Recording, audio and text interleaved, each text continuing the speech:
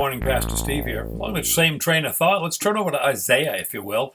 The sixth chapter is a very familiar chapter for most of you. In the first 8 verses, Isaiah writes, "In the year that King Uzziah died, I saw the Lord sitting on a throne, high and lifted up, and the train of his robe filled the temple. Above it stood seraphim. Each one had 6 wings. With 2 he covered his face, with 2 he covered his feet, with 2 he flew. And one cried to another and said, Holy, holy, holy is the Lord of hosts. The whole earth is full of his glory. And the posts of the door were shaken by the voice of him who cried out, and the house was filled with smoke. So I said, Woe is me, for I am undone, because I am a man of unclean lips, and I dwell in the midst of a people of unclean lips, for mine eyes have seen the King, the Lord of hosts. Then one of the seraphim flew to me, having in his hand a live coal which he had taken with the tongs from the altar.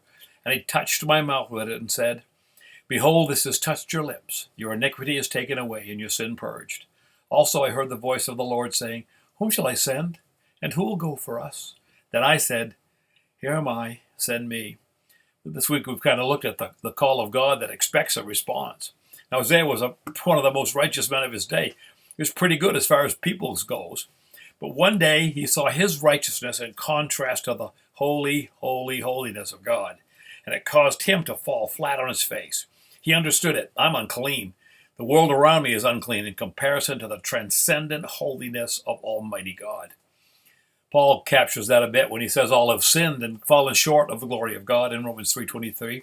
It's the glory of a thrice holy God that is the standard of comparison. And when we see that in contrast to our own lot and understand that, then we should probably begin to do what Isaiah did. He was a good man, but he ended up needing the holiness of God to touch him and cleanse him.